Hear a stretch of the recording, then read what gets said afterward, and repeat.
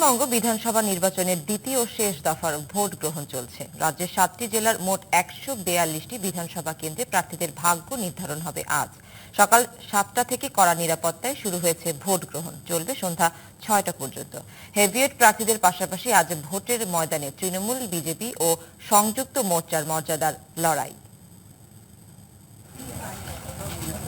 পশ্চিমবঙ্গের বিধানসভার চূড়ান্ত দফার হাই ভোল্টেজ নির্বাচনের দিন সকাল থেকে কেন্দ্রগুলোতে ভোটারদের দীর্ঘ সারি।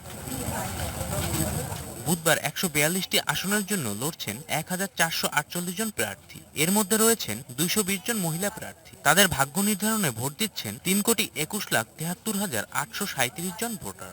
Testing material 17A, tender ballot paper, তারপরে যেটা স্টেশনারি আইটেমস যা যা থাকা সব আছে। অন্যান্য বারের থেকেও ইলেকশন ভালো হচ্ছে, নিরাপত্তা সেরকম ভালো আছে বলেই মনে করছি। নদিয়া, হাওড়া, হুগলি, পূর্ব বর্ধমান, কলকাতা এবং 24 পরগনার আসনগুলোতে মূল লড়াই তৃণমূল ও বিজেপির মধ্যে। নজরকাড়া প্রার্থীদের মধ্যে রয়েছেন মমতা ব্যানার্জি, শুভেন্দু অধিকারী, ফিরহাদ হাকিম এবং অপরূপ বিশ্বাসের মতো শীর্ষ নেতা মন্ত্রীরা।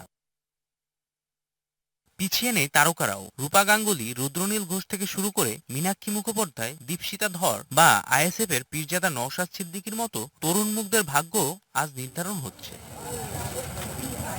গত বিধানসভা নির্বাচনে এই 142টি আসনের মধ্যে 123টিতেই একক আধিপত্য দেখিয়েছিল তৃণমূল কংগ্রেস শিবির। বিজেপি পেয়েছিল মাত্র 18টি আসন। এবার নির্বাচনেও পূর্ববর্তী সমীক্ষা শাসক দলের দিকেই পাল্লা ভারী রাখছে। এদিকে ভোট শান্তিপূর্ণ করতে নজিরবিহীন নিরাপত্তা চাদরে মুড়ে ফেলা হয়েছে 41,001টি বুথের। মোতায়েন রয়েছে 2,348 কোম্পানি কেন্দ্রীয় বাহিনী এবং 39,000 রাজ্য পুলিশ। পাশাপাশি সিল করে দেয়া হয়েছে ভারত বাংলাদেশের সীমান্ত।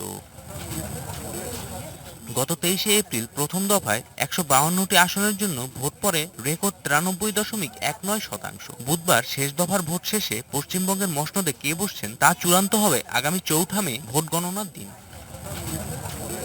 DBC news desk.